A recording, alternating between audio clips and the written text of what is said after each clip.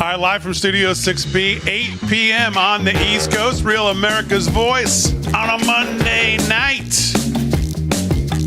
Now, I see when I look at the screen, everybody's going to look at me and go, well, he looks fine. Yeah. Now, little did they know that I'm like Stevie Wonder and Ray Charles over here. I can't see nothing. Yeah. But we'll get into all of that on a Monday, live from Studio 6B. It is great to be back in the seat.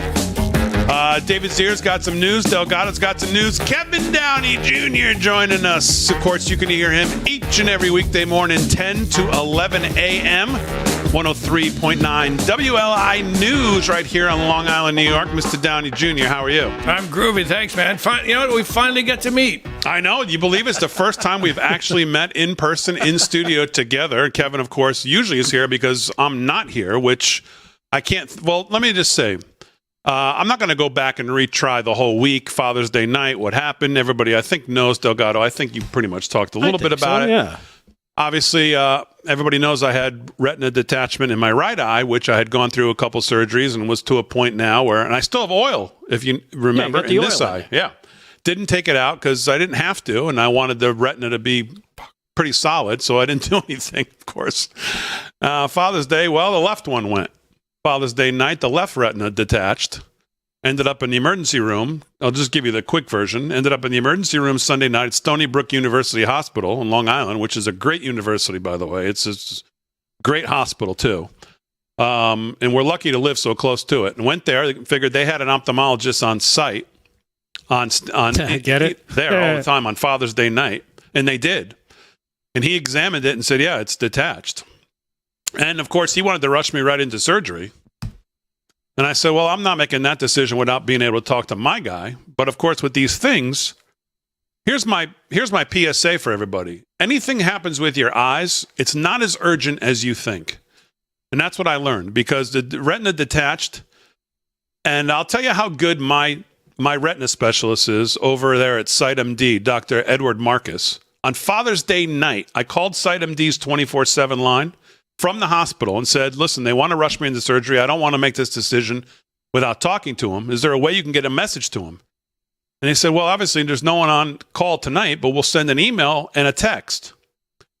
Well, here he is at 11:15 on Father's Day night. Don't you know he called me at the hospital? Nice. This is how good this guy is. Called me at the hospital and said, tell them thank you for seeing them. We're glad that we have a diagnosis, but get the hell out of there and go home, go to sleep, and come see me in the morning.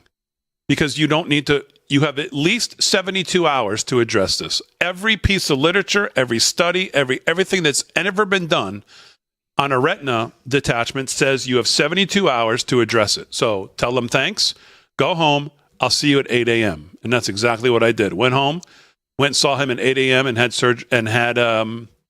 surgery with him that day in the SiteMD office. Put a gas bubble into my left eye, just like he had started on my right eye. And I currently still have it, and I will have it for the next 8 weeks in there, and it'll slowly go away. But right now, it takes up the majority of my sight, which makes it hard. I can see straight, but makes it hard to see anything below, screens, phones, anything like that. So we're going to revamp a little bit of how we do the show, just because there's not much I can do here but talk. Then I had a laser treatment that was Sunday. I had a laser on Wednesday. And the laser kind of acts as a stapler to kind of like staple down around where the detachment was to try to secure it again while the gas bubble keeps it flat. And I'm going to have probably two. I'll have another one this Wednesday, and I'll probably have to have another one somewhere down the line, and maybe 3 or 4. That'll be it, and hopefully that's the end of it. 60 days, this bubble will go away, and we move forward. It's possible that it could not be. But it's fixable, and it is what it is, and we move forward. So I just want to thank everybody in the audience for all the emails, all the messages, all of the direct messages on Twitter, on Getter, on all our social media. But most of all, I want to thank Rick Delgado and the guys here, because I text Rick, I don't know if it was a Sunday night, but it was, I guess, Monday. I think it was Monday. And I explained what is going on, and Delgado basically said, listen, we got it. And, it means a lot to know that he just says to me, just get better and we got it. Don't worry about it. Just don't worry about it. This is what he said. Actually, I think he said, this is what we do. Yeah. This is what we do. So I can't thank him enough because it's just throwing him to the wolves here to do the show. It's not easy doing this show. I know that, to host it and prepare for it and do it. And I can't thank David and Kevin Downey for being here and stepping in, and Aaron and Fran and holding it down, and Harry and just everybody here. I haven't had to worry about it, think about it for 1 second. And fans on the ground in Milwaukee last week and Racine wished you the best, said prayers. I saw some of the videos. It was... Yeah. Really? Did you see the videos? No, I didn't. No, I didn't, Rick. And I can see this will be the running joke now, which is fine. I don't care. He got your messages and emails. He just hasn't read them yet. Yeah, I just haven't seen any of them. Seeing things will be the key here. Right. So anyways, so Kevin's here tonight, and I just want to thank him here face to face for everything he's done for this show and stepping in the multiple times he has. And I just so appreciate it. Oh, my pleasure, man. Thanks for having me. It's been fun. Yeah. Delgado's going to do the news. David Zier's going to do the news as well. And I'm going to, I don't know what I'm going to do. I'm going to do something. I'm going to talk, and we're going to do the best we can. I got a new screen here to my right that makes me feel like Joe Biden because it's got about 900-point font on it, which is what I need right now. So we'll figure it out. But Delgado, how are you? I am good. Surprised when I walk in and I see the purple people eater here. I was like, "Whoa!" What? Because I didn't see your car in the drive. Fell in Trump's dementia, by the way. New shirt. I didn't see your car in the parking lot, but obviously because probably Harry brought you in. No, Harry. Harry didn't bring you in? I would rather drive blind than drive in with Harry. That's a good point. Are you kidding me? So, how was your weekend? It was hot. Did you torch anything? Man, yes, I did. Okay. I combined the torch with the ground clear. I got to prep everything. Got the big graduation party happening next Saturday, so I got to make sure everything is dead, so my guests don't think I'm a scrub. That ground clear, didn't they use that in Vietnam? I think so, yeah. But no, I did a little bit of that. It's hot. Let's just say it's hot. Yeah. Like real hot. Yeah. Kevin, what's going on with you? Well, you got comedy coming up. What else? Obviously, Kevin writes for, I think most of you know. If you don't, he writes great stuff for PJ Media, which is one of our favorite sites here on the show.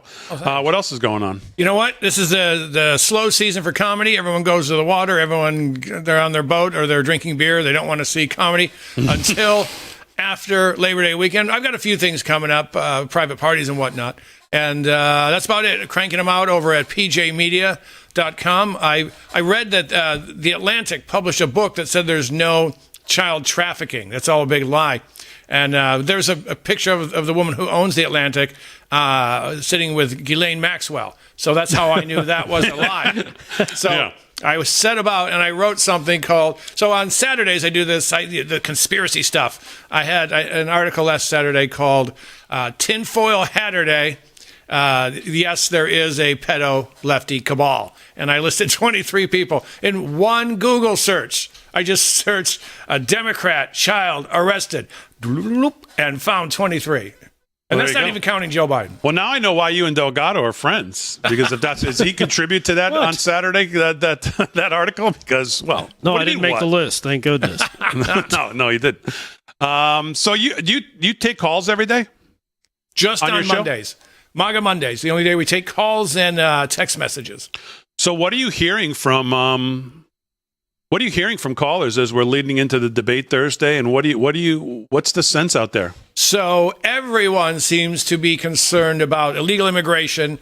And as you know, 3 young girls ravaged in 4 days. Yeah. And now we find out today the 12-year-old who died, of course, she was molested for 2 hours underneath a bridge. And that makes it even worse. That's the number one thing. If you had asked me 6 months ago, I would have said probably abortion is the number one thing. Now it's immigration and safety. Because there's more and more stories about bad things happening, and almost always involving Hispanic and or Latina girls. Not always. Rachel Morin was not. But that's who gets victimized the most. So when my pink-haired lefty friends say, you got to let them over, you're racist, I go, actually, what you're doing is you're getting young girls into some pretty bad situations. Maybe you're the racist. Yeah. The abortion numbers, by the way, are out today. I noticed all the lefties over TV today, none of them were confronted with it because, of course, as you said, abortion, they try to make it the always the issue of our time. But if you look at the numbers out on abortion, a year removed now from Roe v. Wade or whatever it is, maybe it's more than that, 2 years, a year and a half. As of today. 2 years? Okay, 2 years.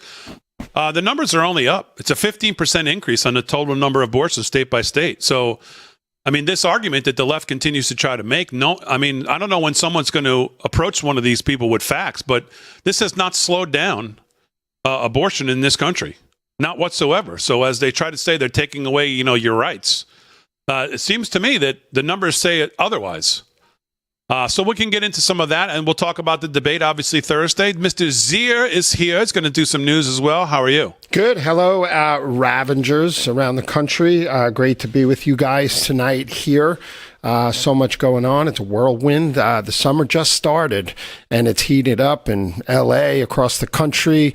Randall's Island last night. Riots going on in shelters for illegals, and open anti-Semitism like it's 1938 again in Germany on the streets of Los Angeles and the likes. Getting ready for the debate Thursday night. I will be hosting a party at the America First Warehouse with Rav to, have viewers and get the everyday person's, assessment of what's going on there.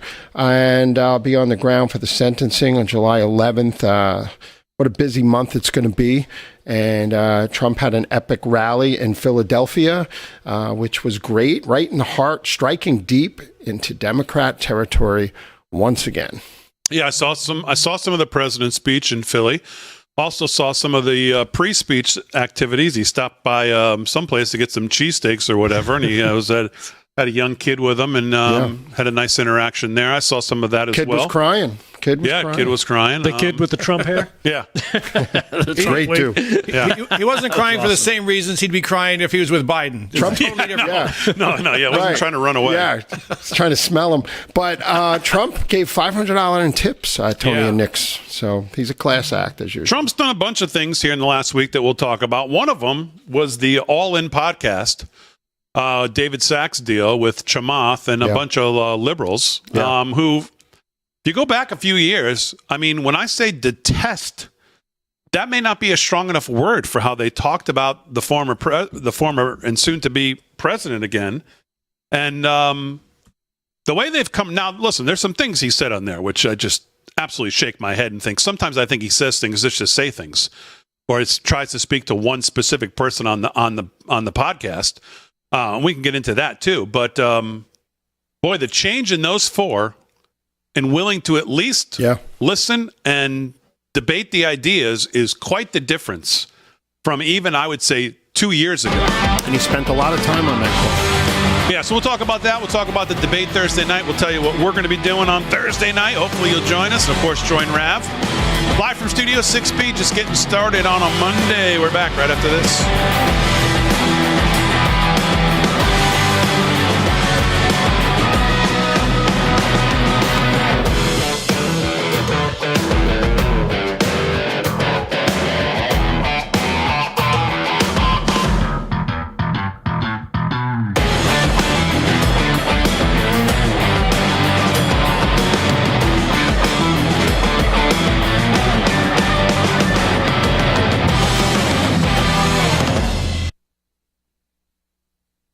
Yeah, we're live in the chat. Hey, live in the chat. I wish I could see it, but not happening. Facebookers, my account has been hijacked, so I cannot participate with you, but I want to welcome you. You know what? You should let that guy do all of your social media. You love my new RV? According to him, you have an awesome life. Yeah. You've got, what'd you get, a new RV? I did. I got rich in crypto. Yeah, you got rich in crypto. I mean, man, you're killing it. David, tell us all about the crypto and the RV. We're a little jealous here. Yeah, well, so am I. Somebody else is driving it from like Tajikistan. Yeah, he looks like he gets a nice 8 hours of sleep every night. I've spent thousands of dollars trying to unwind my social media hijacking mess. And nobody seems to be able to help. And this is what's going on in the world. You think it's a conspiracy? No, but I think it's a 15-year-old sitting in a room with 80 other 15-year-olds sweatshop in an island in the Pacific or in central old former Soviet Union, took over my account, I can't get into my own account. It doesn't recognize my own account. I also had my Netflix account stolen, which I got back. I also had my Citi card Visa to Costco, because I love going to Costco, stolen. Fraud from London on Friday night. They charged my card. Yeah, I think you need to change. I got I got about 95 passwords. Change your password from 1, 2, 3, 4. Yeah. But that's what's going on, and all out of salt. So sorry, Facebookers. And, Well, I'd go to it if I could type in Restream, but by the time I could find the right keyboard, I couldn't look down and type Restream if my life depended on it. So it's just not going to happen. If I can't tab to it or bookmark to it, it ain't coming up tonight or anytime in the near future, because I couldn't look down that keyboard and type of. Yeah. Type a damn thing. Well, somebody tell me what's going on in the chat. What's happening? Yes, I got it. Thank you, Aaron. Yes. Harry on the highway spinning the tunes tonight. I didn't say that. I forgot to say that. Oh, they could tell. Song's coming in already underway. Song starts at the second chorus. Yeah, they can tell because I can't play any of my AC/DC that's the Wave reason. or Journey or a little ELO. Are you going to program here? I'm guessing, yeah. Okay, good. I'm guessing I'm going to program. We got 14 seconds. Stand by, guys. Taking it down to the 5. Stand by. To the 4. Stand by, guys.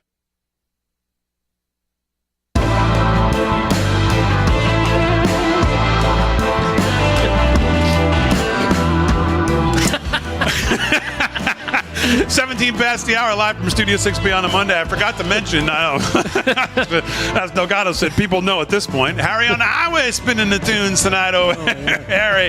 You know Harry's on the tunes when the song starts at like the first chorus or the bridge. It starts not at the very beginning. Harry's spinning the tunes. Aaron, of course, holding it down as always. Trying to. She's blowing snot out of her nose laughing. Harry, your mic's going out so people can hear you? Yeah? It is now. Oh, there you go. How are you? I took her microphone. How And you 3, doing, 2, and I'm on. No. What are you going to do for the big debate, Harry? What's happening, man? I'm glad you're feeling better.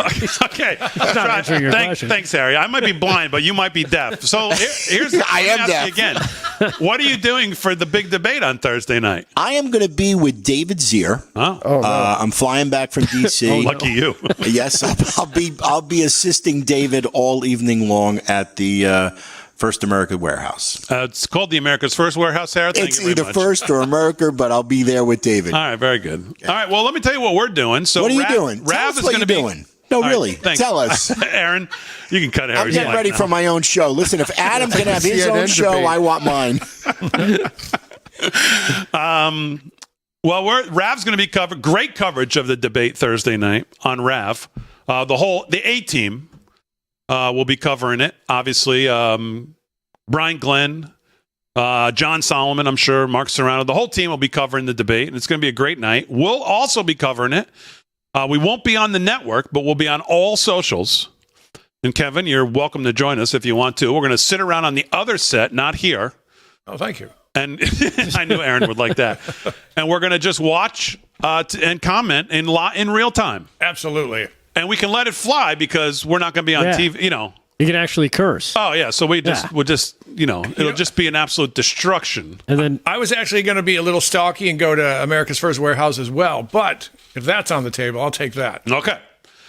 So we'll be doing that here in studio. We'll have the debate live, which we can carry. I guess stupid CNN's got whatever rules we have to follow, and that's fine. We'll follow them. But that allows us to watch it in real time and comment in real time, which is what, of course, we love to do. So that's what we're going to do on Thursday. So we'll do it. We'll be on all our socials, and you can follow us there and watch it. And of course, if you can flip back and forth to Rav if you want to watch us, but you should also, more importantly, watch the coverage on Rav because they'll actually probably make sense and do things so that are important. We're going to just be 8th graders, which I don't know, maybe it'll be more fun. So 20 minutes past the hour, live from Studio 6B. I actually think we have a preview of the debate. I don't know if you guys have seen. Has anyone seen, is there any footage yet of Jake Tapper in like a Chuck Schumer mask trying to sneak into Camp David yet to give the questions to this buffoon? Because you got to figure that's happening, right, Delgado? You would think so. I mean, That should be Trump's first question. yeah. Did you get the questions already, Joe? Let me ask them, the two moderators who were hearing about all week and how. Did you see Cassie Hunt today? Oh my goodness! I mean, come on, freaked out. what? Oh, Cassie Hunt has, first of all, no viewers. Number two, she has no. I mean, this is someone when Rand Paul got attacked the next day or a few days after that said, as she told the story of him having 7 broken ribs, said, "This might be my favorite story of the day." On air, she said this. She's telling us today about can't attack my colleagues. Right.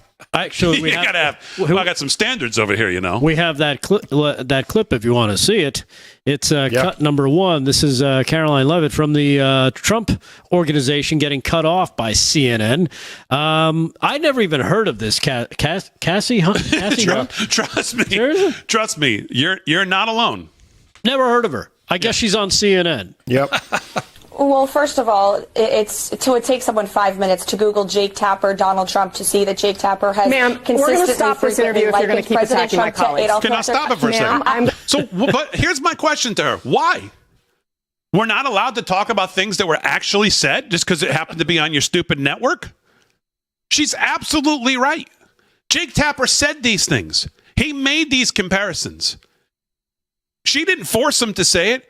Caroline Leavitt didn't say go compare him to Hitler, go compare his kids to Hitler, misrepresent everything he's ever said, Charlottesville and everything else from soup to nuts. This is what happened. Dana Bash's ex-husband was one of the 51 who signed off on the Hunter Biden laptop deal. He didn't make her do that. So it's not fair game to talk about who the moderators really are. We can't comment on what they've said and how they've acted in the past. We just have, it's my colleague.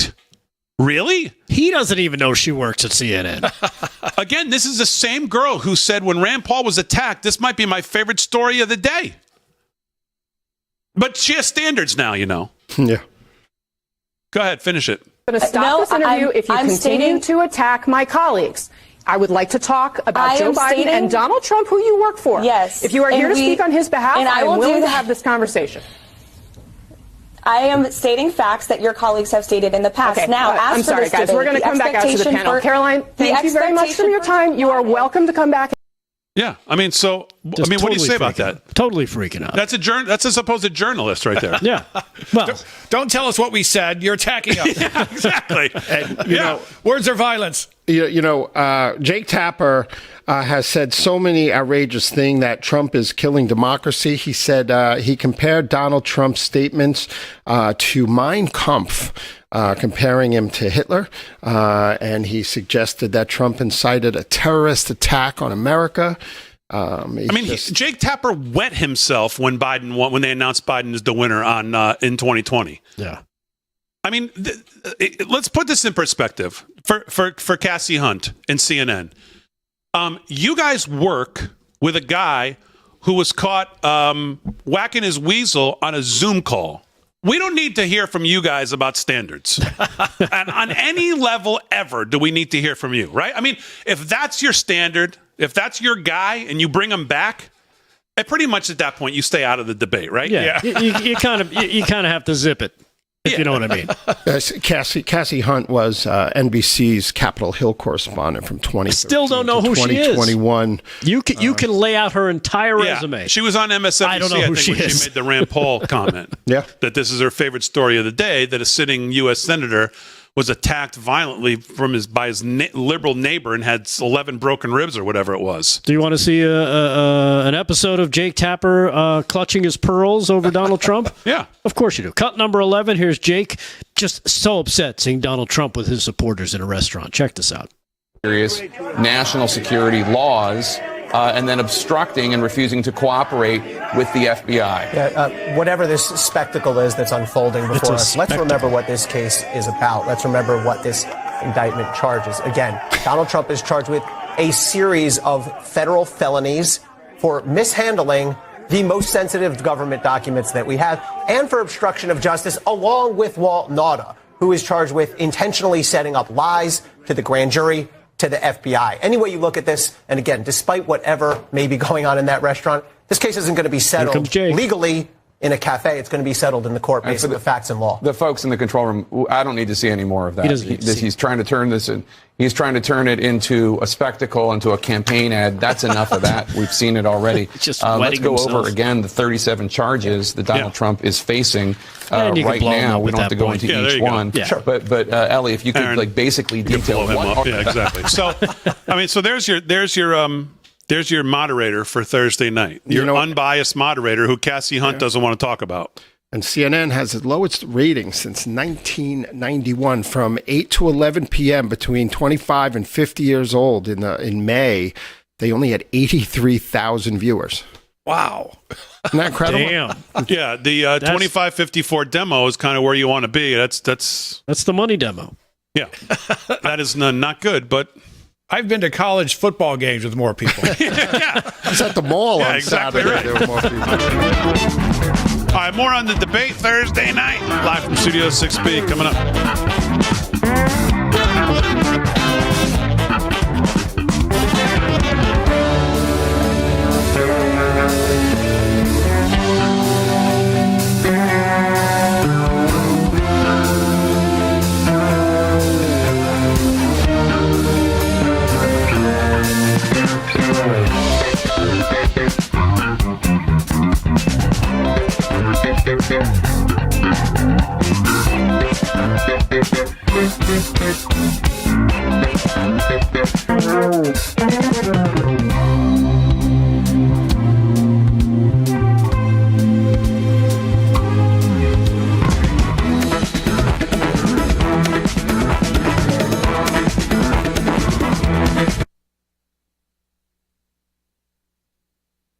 All right, we're live in the chat. Anybody have the chat up? What's going on? Yeah, let's see. I got the. Let me jump. I mean, it is pretty funny, right, Cassie Hunt? I mean, we got the YouTubers. You have Jeffrey Toobin on the network. Brought him back after he got caught doing what he was doing, but they have standards. Shout out to AZ Mikey. Show some respect to my God. Farmer Brook. Sweet Buzzard, Potato. Not my biggest fan, but good evening, Buzzard. Mannequin Wizard, Robert Chinchilla, Moon Pie, Ruby Ivy. Mike Trumpington is in the Twix chat. Tina M. Along with Coconut, a.k.a. Coco. Mark Lachlan. Redwick Leathers. So what sounds like a biker. What's the Twix chat again? That's Twitter. Twitter X. Right. Twix. Oh, Twitter X. Yeah. See, I coined it. That's a great name. I coined the phrase. I like that. I gave it a name, and now it's taken off. Now it's viral. Geeting has taken just off. Like Geeting. Yeah. That's... Anybody? It's we're center right. I like peanut butter Twix. I just forgot for a second. That's a great name. Well, I wish I could see the chat. No, you don't want to see what they're saying about you, Damon. Yeah, that's all right. I don't care. I've seen it all. Mike from the Twitter chat wants to know, where's the Chemtrails t-shirt, Damon? Team Chemtrails. I mean, how good is this one? That was great.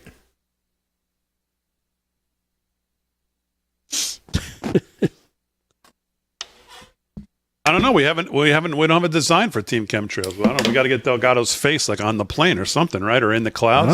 You don't need my face. You sniffing the glue. You just need it to look snazzy. They all come a size too small.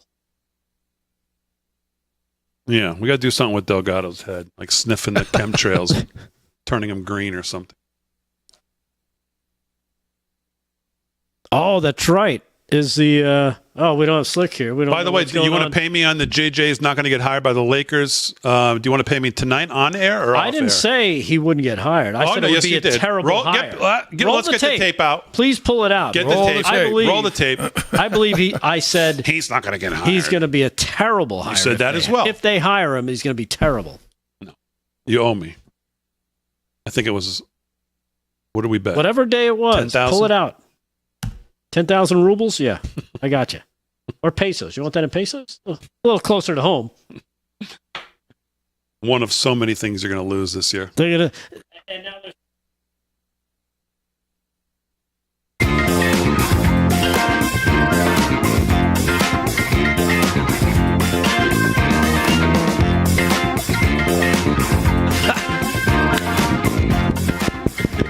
All right, 30 minutes past the hour, live from Studio 6B. Earth to Harry. Turn the mics on. Harry's on a phone call right now. On a Monday night. It's the red button.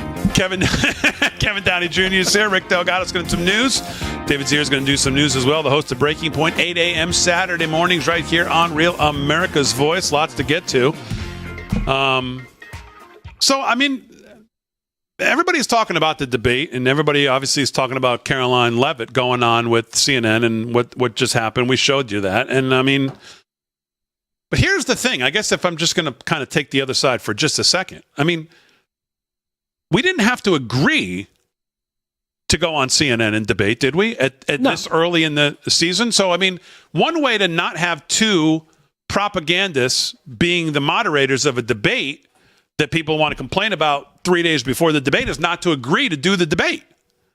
And certainly not agree to do it with those two schleps, knowing what you're walking into. So I hear everybody now going, oh, this is going to be rigged. He's walking into it. Washington Times on the front page tonight. Oh, many pitfalls for Trump coming up. Well, okay, but I mean, can anybody in their lifetime remember a debate you ever watched where even one of the moderators was remotely representative of your views? If you're a conservative, just can you name one ever?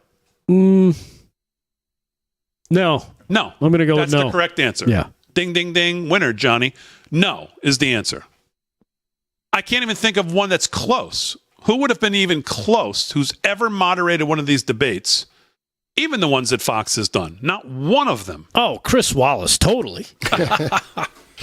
Has ever been representative of the other half of the country. You always are in this situation where you have propagandist left-wing arm of the Democrat Party who's given the questions in advance. There's no way they haven't given some inkling of what they're going to talk about to the campaign. There's just no way they're letting them walk in there having no idea what's coming. Yeah. Now, he doesn't know what's coming from Trump, well, that's obviously. What Bannon was saying today, he's like, why would you say yes to this? It's so controlled. The mics are muted. It's okay. I like it. But Caroline Leavitt was like, listen, he promised he would do it anytime, anywhere, and we're going in. So, all right, so let's talk about this a little bit. How does he win the debate, you think, Thursday night? What tack does he take with him?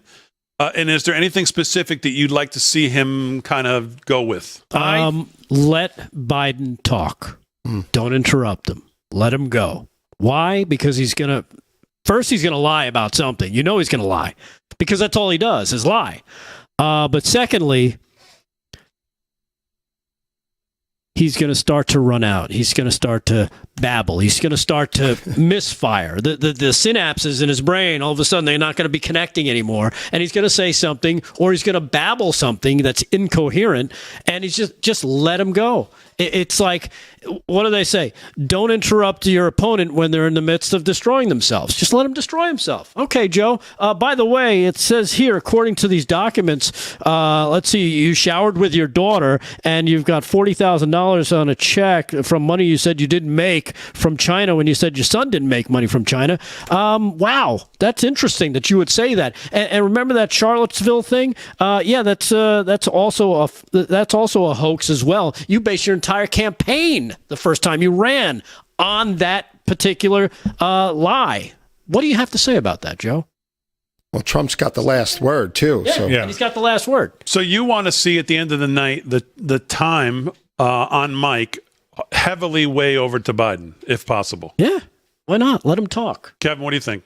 I am fairly certain Biden has Parkinson's disease, which an uncle of mine had, and they explode over nothing. So I'm with Delgado here. I think if they can say, hey, look, your boy's laptop just turned out to be real, that's when I think the silicone chip inside Joe's head gets switched to overload, and he goes nuts.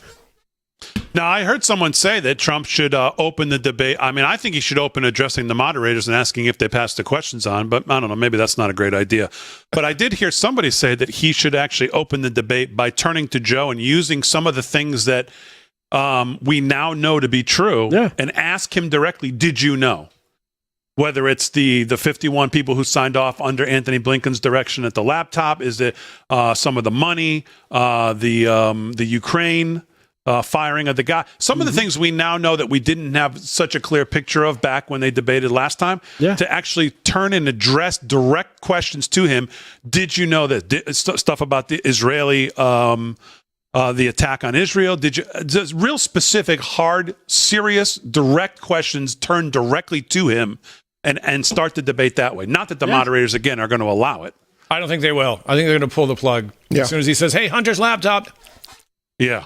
Yeah, but then, you know what? They run a real risk of really just exposing themselves by doing that. And like I said, when they first announced this, my idea was he should show up late. Show up 20 minutes late. Because Joe's going to be jacked up on something. He's only got a limited amount of time where those drugs are going to work. And then he's going to start to fade. So if he shows up a little late, now his timing is going to be off. Now he might run out of gas a little bit sooner. David Zier, what do you want to see from the president? What's your expectation? Do you have a certain way you think he should operate on Thursday night? I don't think a Republican has gotten a fair national network presidential debate in the last 40, 50 years.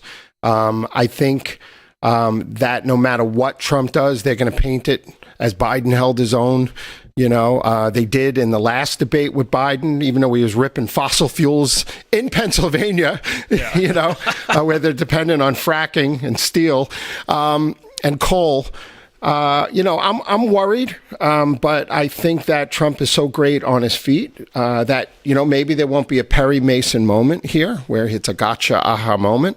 But he's got to navigate through. And if Biden gets through it, they're going to be like, Biden still's got it and all that. But I'm a little worried, I got to say. I mean, trying to think of what the debate topics could be. Going back to what I've always said, that I think the president's message is to keep it as simple as possible is the old, are you better off now than you were 4 years ago? I find it hard to believe that there is a topic they could bring up that the president couldn't pivot to some version of that. With whatever the topic is. They can't talk about immigration. No. They can't talk about the debt. You can't talk about inflation. You can't talk about the economy. You can't talk about how people are feeling about the economy. You can't talk about housing. You can't talk about, what can you talk about? You can talk about abortion. And trans. You can talk about that's all the Democrats have at this point. The rainbow jihad. Yeah. That's about it. Killing babies and dressing up like girls. Yeah. That's it. I don't know what other subject you go to that the president can't continue to. You can't talk about crime. You can't talk about crime in these blue cities. You can't talk about the crime at the border. He should be definitely talking about Lake and Riley and all these other girls we just talked about, what's going on. What can they talk about that the president couldn't just turn it back to that same ending message about look at your life now. Yeah. Look at your life from 16 to 20. Tell me which one is better. Yeah. Yeah, and the best thing he's got going for him, Donald Trump does, is that people remember. Before in 2020, people were like, well, they associated Biden with Obama and they had a fairly, positive view of Obama on the left, so they were good with it. Now, Biden actually has a track record as a president, and it's quite terrible. And everybody knows it. And you can't put lipstick on this pig because there's just not enough lipstick in the world to put on it. It's a horrible economy. We're seeing what we're seeing at the border. We're seeing our status in the world degraded. You've got wars breaking out all over the place. What else you got? Oh, I don't know. Delinquent, first son, and you've got a dementia-ridden bag of bones. But we know that, right? And it's a question of how will he be able to get that message out during the debate. I just hope he's on point. Which he probably will be because he's brilliant, Well, speaking of the debate and Obama and stuff, we try to think about what this could look like. Let's hope it doesn't look like this. I got hairy legs that turn that turn blonde in the sun. Yeah. So never know, but. Well, we'll see. So we'll be covering it Thursday night live. We'll be watching it and commenting live, and we'll see exactly how biased Jake Tapper and Dana Bash are and what the subject matter is. And whether Biden is Trump, I think, called for a drug test again today. He called for he did. Joe, didn't he? Yeah. And he said, "I'd be willing to take one I'd be too." willing to take one too. Clearly, never going to happen. Rick D. Trump. This is Trump's specialty, right? He's at the table, face to face with billionaires across the planet, his whole life and people, right? So this is what he does, and I think he will be smart. But how are they going to frame this all up? I mean, listen, there's a lot of people, even on our side, that think Biden won the debates last time. The first one was so out of control, if you remember. Yeah. And they don't think that he came back in the ones after that, or the one after that, because I think they canceled the other one. So, I mean, I think the president definitely has to go out there and has a performance to put on. But he certainly goes in from a position, even with the moderators and the stupid rules, if he just focuses on people's lives, which I think he can do, I don't see how he doesn't go in and come out with a huge advantage. Yeah. What can they possibly talk about for an hour and a half that he can't continue to direct the conversation back to how these last 3.5 years have affected people? I just don't trust them as far as I can throw them, right? And he does it on he does it a few times a week at a rally where 90 minutes he'll just blast off on every topic. So this is going to be, now he's got a chance to sit back, let somebody respond, and then nail them on what they just said. If they allow him to do that, sure. Do you like to let Biden talk as much as possible strategy? Absolutely. Trump, like you said, Trump does this all the time. 90 minutes, 2 hours, no problem. I think Joe's going to have a little can of reptile juice, adrenochrome, whatever he takes. I don't really know. And he's going to keep sipping on that to keep him going. But we're going to see, unless the camera cuts away when Joe starts to drop a crab cake in his pants, whatever he's going to do, we're going to see him I think he's going to do one of those. Yeah. That's what I want to see. Yeah. The thing is going to be, Joe's going to have a stacked book of cards and books and information.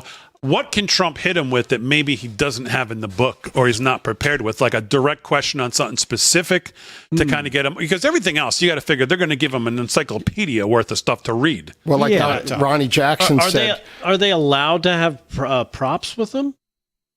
I don't believe they are, right?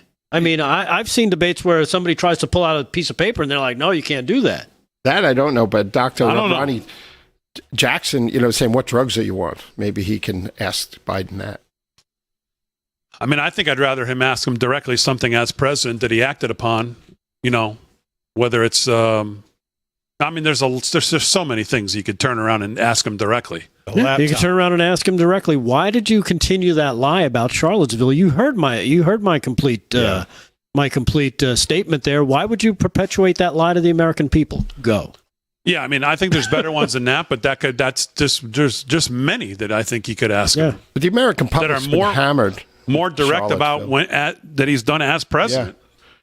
People have been hammered with Charlottesville by the MSM for so many years now. But people still believe it. That's the crazy. All right, live from Studio 6B, we'll do some news.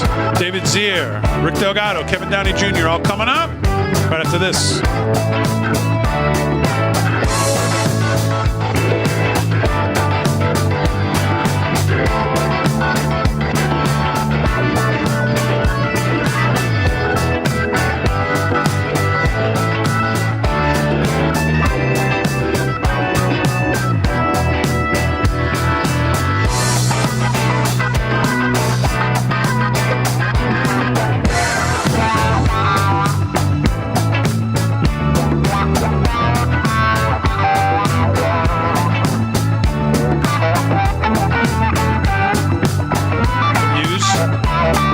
I can bring up tons of stuff. Okay. Yeah. All right, great.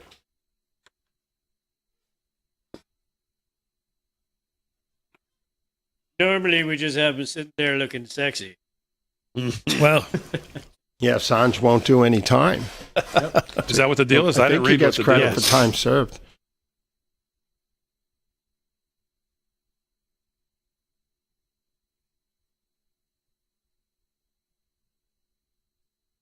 Yeah, I don't trust this deal.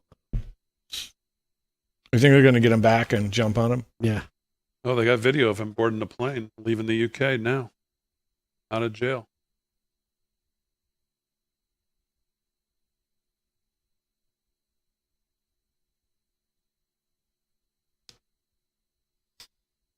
I'd be very suspicious. Sure. You want me to come and get it? I'll come and get it.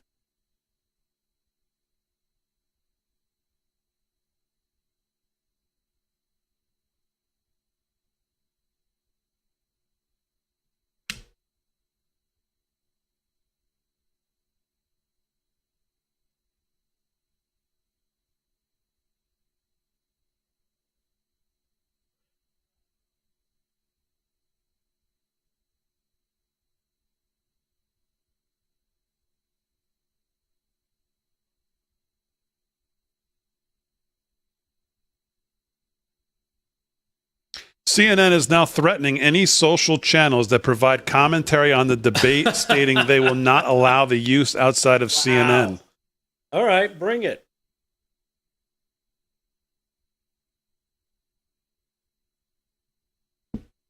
They are threatening. Yeah.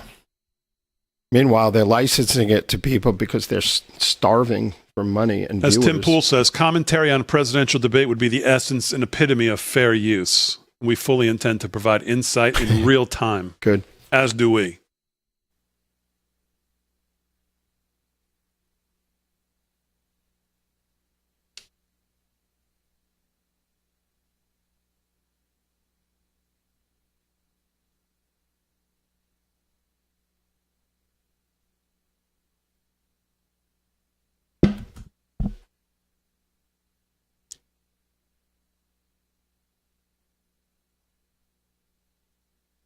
He's really come a long way, Tim Pool. My friend's on his show a lot. I don't really get to see him that much. It's like all the way out in Virginia.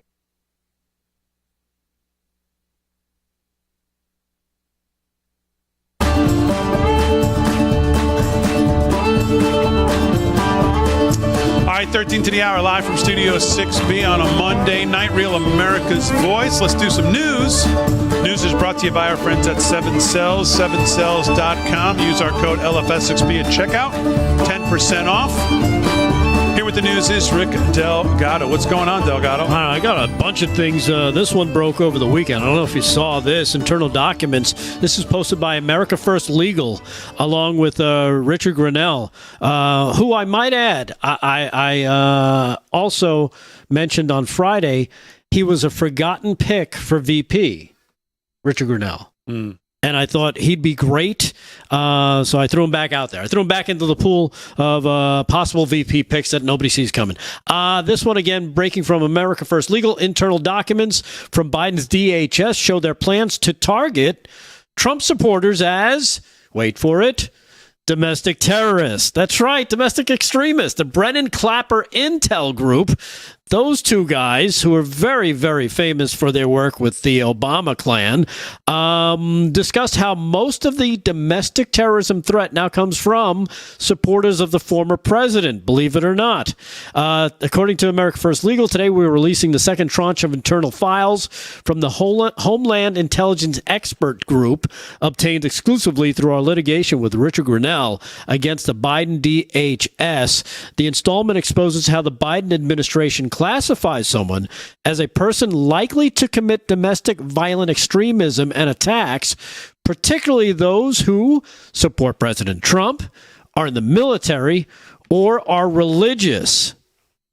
Is this not freezing everyone in their tracks? Under the Brennan Clapper Committee approach to national security, when all else fails, DHS should use being in the military or religious to profile people and tag them as having indicators of extremism and terrorism as a pretext to allow the DHS to spy on them. This sounds very, very legal. Like, I don't understand why everybody's up in a hullabaloo. According to the group, we should be more worried about these individuals. The group went on to discuss how most of the domestic terrorism threat now comes from supporters of the former president, i.e. Trump supporters. This is what they do. This is chilling. They were coaxing teachers and they were looking to try to get parents to report people. My sister got married in the Soviet Union in the communist system in '86, and this is what they did in our buildings. If you bought a new toaster, they would call up the police and report you, and they drag you out in the middle of the night. this is what's happened. Yeah, when you say it's chilling, is it more chilling than anything else we've seen from them in the last 2 years? I mean, sitting in parking lots at school board meetings and targeting Catholic churches and trying to get clergy to spy on other clergy and report back. I mean, what?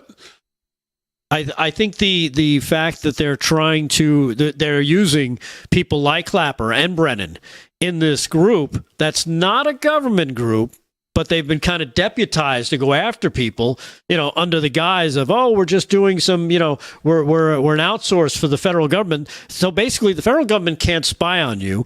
So they anointed these guys to do it for them and then report back to them. It's what they do in China. Yeah, it's exactly what they do. There was a phone number in New York to call in case your neighbors weren't following the COVID rules. Yeah. You get Stasi over there right away. Take care of that. Put that mask on. Yeah, we dubbed them the new Nazis because that's what, people are watching their neighbors and they're going to rat them out. Yeah. And remember, the FBI decided that traditionally patriotic themes were now a sign that you're the bad guy. That would include your grandma's Betsy Ross flag on the porch. She's a big interrupter. You got to go get her domestic extreme violent, whatever they call them. And the Gadsden flag. And all sorts of stuff. The Punisher, the pine tree flag, right? Yeah, anything that could be seen as patriotic is now deemed potential terrorists. And some Democrat wacko just said the American flag itself is a sign of domestic violent extremism. Yeah, I think that was Joe Biden. No, maybe not. Wouldn't surprise me though. No, it was somebody. Yeah, over the weekend, I believe. Did you see AOC and Jamal Bowman this weekend? No. Oh, my God. Did you see it, Kevin? Yeah, it was hilarious. Oh. Were they out? Yeah, they did some rally somewhere, and she jumps on stage like an absolute lunatic. Cardi B. She's got Cardi B playing over the loudspeakers, and she's just screaming just nonsense into the microphone. And Jamal's dropping F-bombs every 2 minutes. And Jamal Bowman gets up there and he's beating his chest like he's a white silverback gorilla or something. I mean, he's doing this to the people. Like, he's just like, we're going to show them who we are. He's beating his chest. Like, what am I watching? I think AIPAC's put like maybe 7 or maybe it's 14 million into the race against him with Latimer. I mean, just out of control. Because of his like literally beating his chest, screaming, we're going to show them who we are. She's screaming, take the country back. It's like, oh my God. Did you notice who's targeting him too, though? I just saw a bunch of commercials, and the background is NBC says, or ABC says, or Huffington Post says.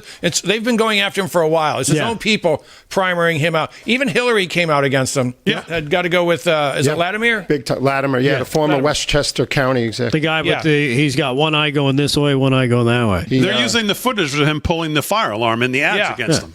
That tells me he's an apparatchik that can't be controlled. So I said, all right, you don't want to play. Well, it's a big Jewish lobby.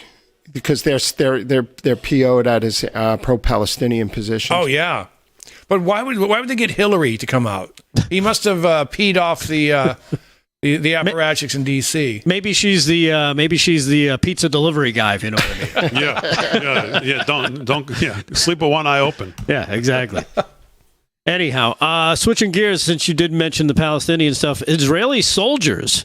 Did you see this? I saw this video. I can't say I'm that upset by it, but I'll tell you what the news is anyway. Israeli soldiers tied a wounded Palestinian prisoner to the hood of a military vehicle. This occurred in front of the detainee's family during a raid in Jenin in occupied West Bank. The Israeli army stated that they are investigating the matter. If you want to check out the video, check this out. This is cut number 8. This is what happens in war, kids, especially when you're a terrorist and you attack and kill over 1,200 innocent people, and then you decide you're upset that, well, the country that you attacked is fighting back. If you see the front of that truck, I guess they're using him as a human shield. Now he knows what it feels like.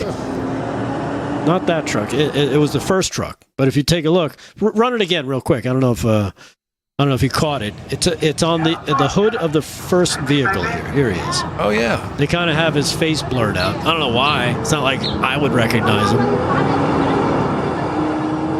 But if you notice, nobody shot at the truck. So it was working. Anyhow, according to this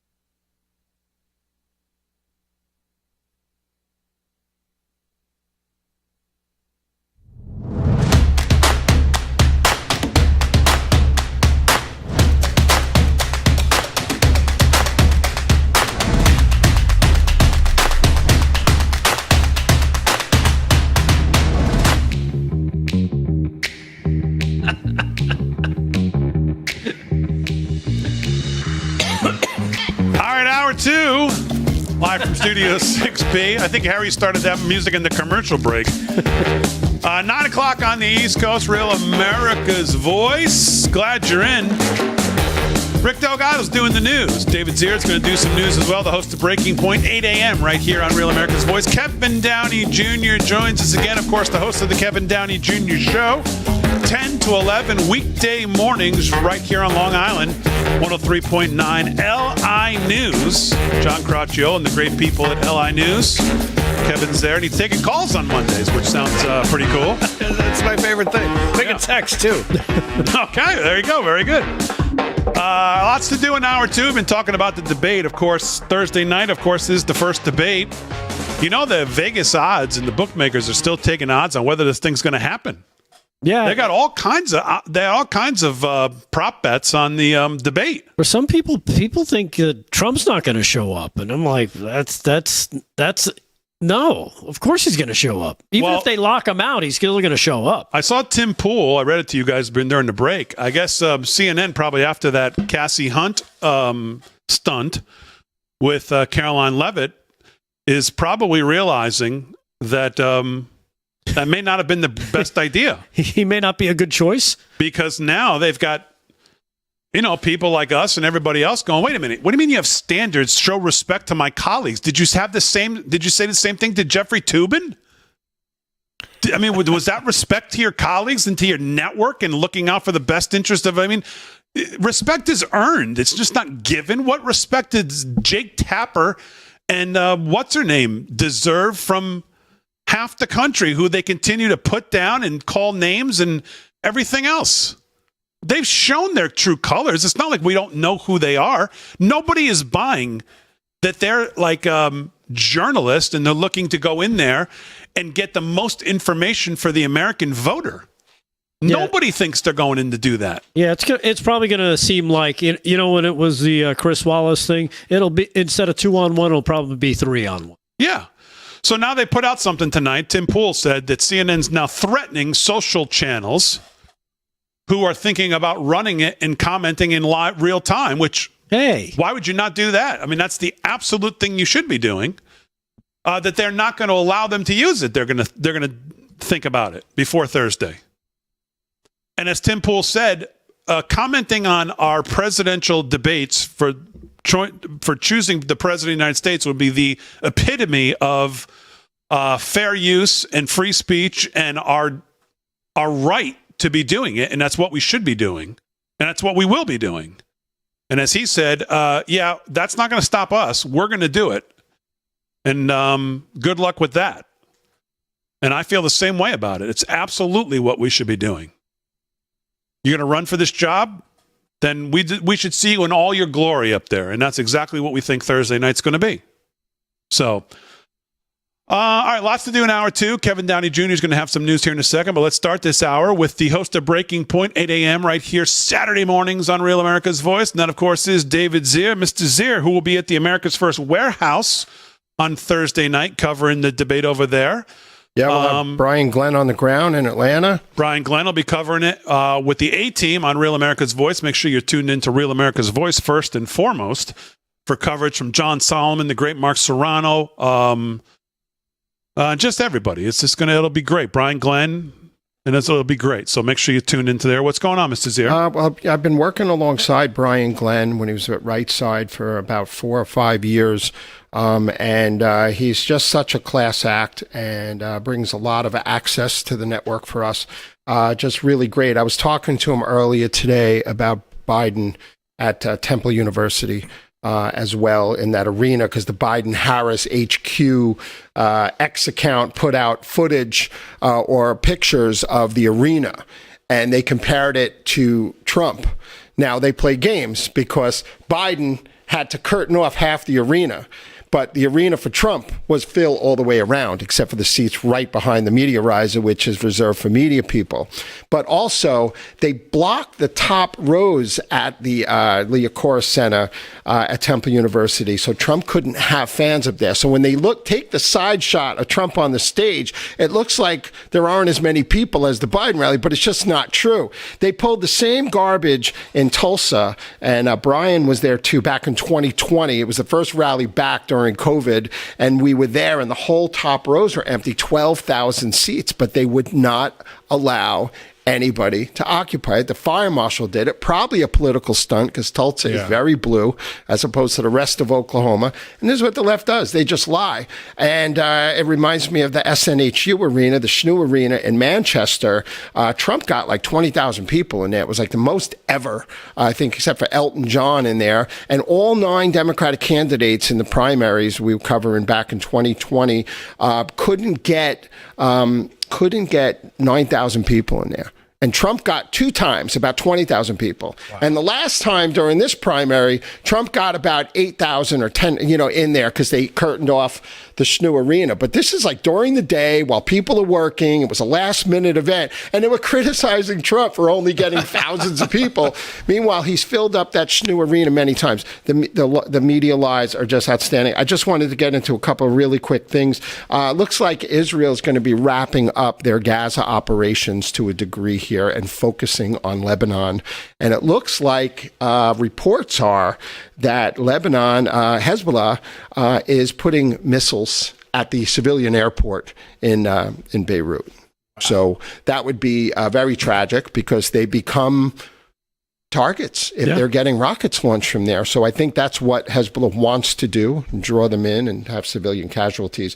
A lot going on with that. I wanted to play on maybe a little bit more upbeat, even though it's tragic. The guy lived and survived. Legendary hot rodder here, cut number 2. There was this incredible crash at about 300 miles an hour of funny car legend John Force here. And I have that one. That is cut number 2, NHRA, National Hot Rod Association explosion. We return you to qualifying coverage of these Play NHRA Virginia Nationals who wanted to share with you this harrowing footage from the first round of eliminations in Nitro Funny Car. John Force has suffered one of the most significant crashes of his entire legendary career, passing the finish line at 302 miles an hour and making contact with a concrete guard wall at nearly that speed.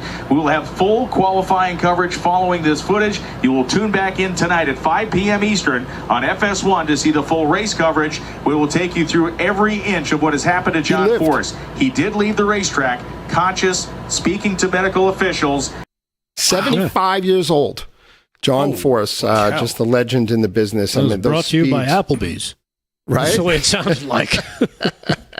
I just wanted to make sure that our audience saw that one. And I have more stories for you, Damon. I got Ronnie Jackson's comments about that they should drug test Biden. I also have a Tulsi Gabbard video for later in the show for you. Okay, very good. David Zier, host of Breaking Point. We'll do some more news with him. Kevin Downey Jr. is here, the host of the Kevin Downey Jr. Show, 10 to 11 each morning on WLI News. What's going on? Well, little communist karma. I love stuff like this. Kim Fox is the state's attorney for Cook County. This is where Chicago is. She likes to let people go who do bad things, including Jussie Smollett and 2 gangbangers that killed a National Guardsman. Didn't want to try those guys because, they're good people, apparently. Anyway, it all comes back to her. She's in front of her house, and someone yells, "Hey, you," something, I won't say it, and tries to run her over and misses. She flips him off. He puts it in reverse, misses, but chucks a drink into her face. And so they caught him. They caught the man. He's a 34-year-old William Sweats. And they had to let him go because going by the rules that the communists set up in Chicago, they couldn't hold him. Yeah. So her own rules.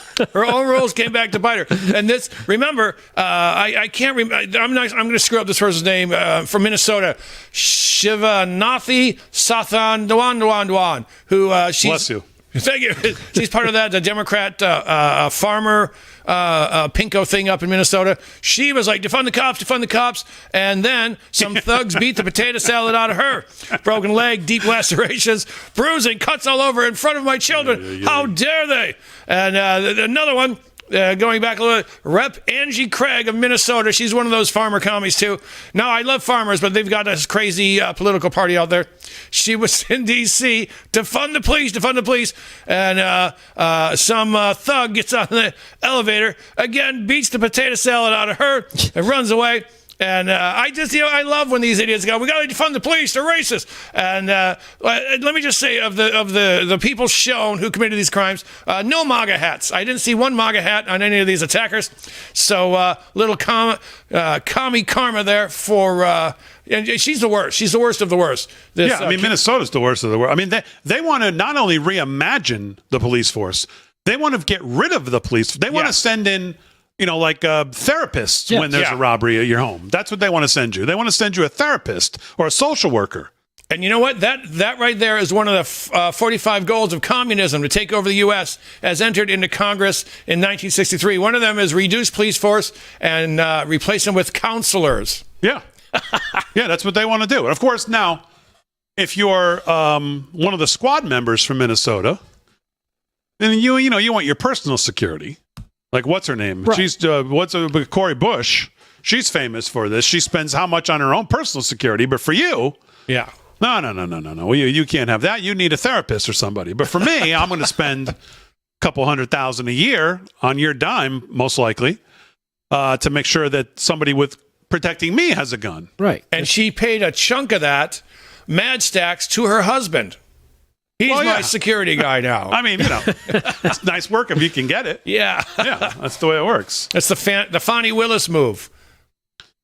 Yeah, what's going on with Fonnie Willis? That thing is all blown up now at this point, right? Oh, yeah. The judge in Florida, she's blowing that thing up because she's not taking any nonsense from Jack Smith. Mm-hmm. So now there's debate whether he was even properly secured as a special prosecutor. Well, we know he wasn't. We've heard Thomas Massey, and this has been debated.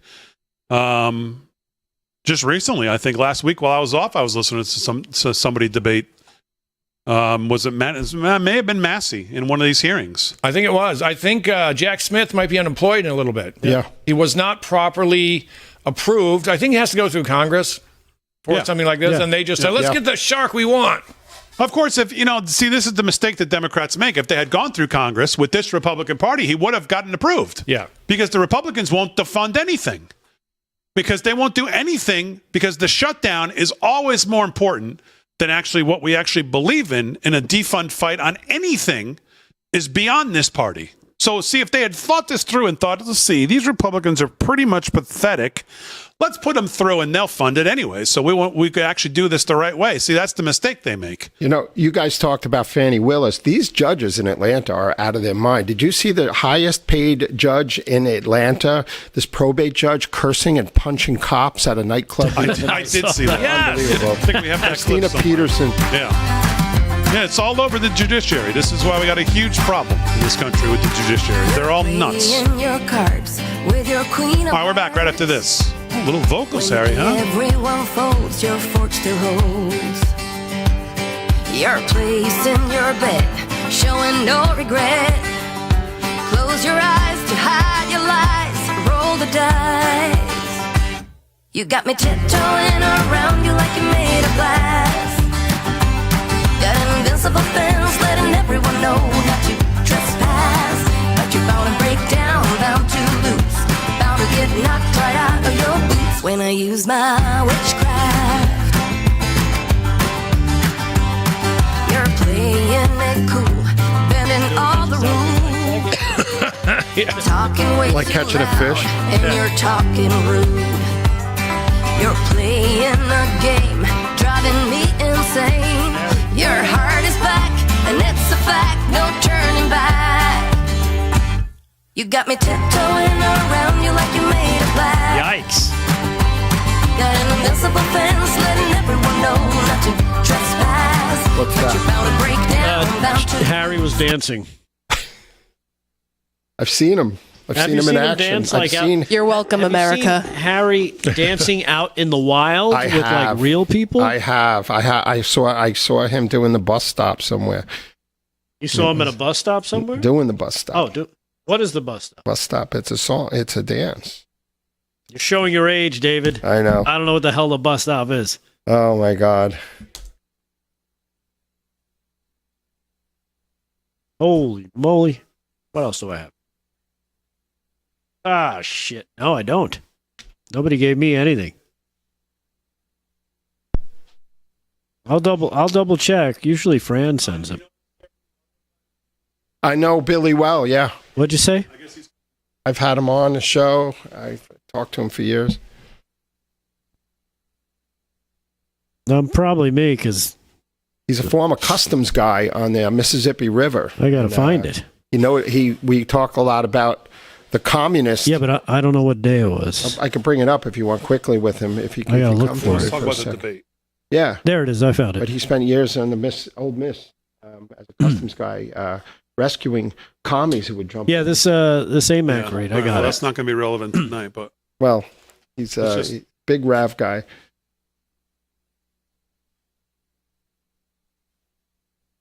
Oh my goodness.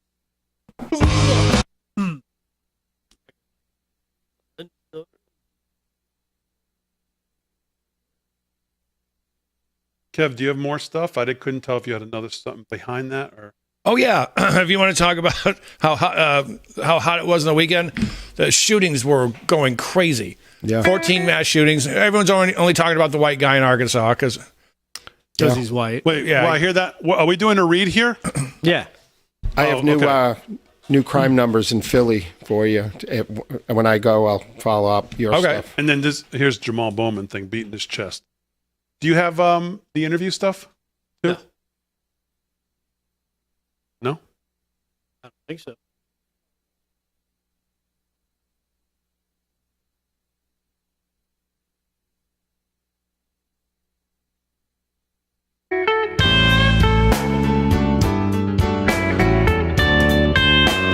All right, you know what that music means. And folks, we know Father's Day has already passed, but it's the entire month of June we're talking about that we're going to be celebrating Dad. Dads, of course, across the country, they're men of strong values. They went to church. They took care of the family dinners.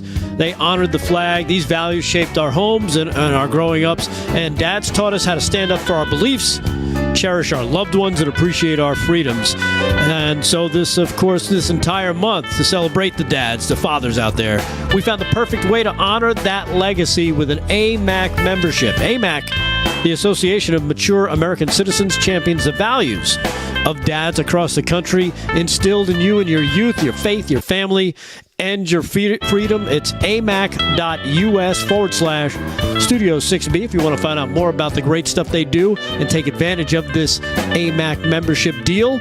By joining AMAC, you support an organization that fights for these principles. For the entire month of June, you're going to get a 2-year membership. For just $16, you got a little bit more than a week left to get it done. That's 2 years for the price of one. So join us and everybody else out there, the thousands of others that are now proud members of AMAC. Visit amac.us/Studio 6B and celebrate the dad in your life the entire month of June with joining AMAC. amac.us/Studio 6B. That's amac.us/Studio 6B, and take advantage of that great deal. 2 years for the price of one, just $16 with AMAC. All right. All right, very good. Rick Delgado, live from Studio 6B, 18 past the hour on a Monday night. Harry tells me we have somebody on the line who wants to talk about the debate, and I know he's been a viewer of this show since the beginning on RAV, and you know him in the chat as Carefree Largo. We ready, Aaron? Do we have him? All right, we got to wait 1 second here while we get communication up here. But I know David Zier, you are very familiar with Mr. Carefree Largo. Yeah, I know Billy Howell for many years. I've had him on Breaking Point. Great guy. All right, let's see if we have him. Please welcome Billy Howell to Live from Studio 6B. Carefree, how are you? Doing great, gentlemen. How are you tonight? Very good. Very good. Very good. Good to have you on. I hear you want to talk about this debate Thursday. Lots of opinions out there. Lots of strategy being thought about how to do this if you're President Trump. I guess give me your thoughts on what you'd like to see from the president. Is there a certain tact you'd like to see him take, given the situation of the moderators, the network, Biden there, whether he's going to be jacked up or whatever? What would you like to see the president do? What is the tact you'd like to see him take on Thursday night? Actually, I think what Rick Delgado said was spot on. I think putting Biden in a position where he has to answer for the fallacies that he's been throwing at the American people, it's got to be done. Thank you, Carefree. And you know what? You're a brilliant man, and I appreciate your chiming in like that. Why don't we have him on more often? Did you cash the check already, or did Delgado send it down before, or what? So you want to see Biden also talk more? You want to see him allow him to talk and kind of talk himself into gibberish? Is that basically what you're saying? Well, I want him to have to actually explain to the American people why he's looked us in the eye and lied directly to us and now expects us to trust that anything he says isn't just another lie. I think it's far past time that somebody stand this man up and make him be accountable for the words that have come out of his own mouth. He's lied time and time again. We got video to prove it. And I think this is an opportunity for Donald Trump to force him into acknowledging that, but doing it in a gentle, nice, polite way that's going to throw Mr. Biden way, way off his game.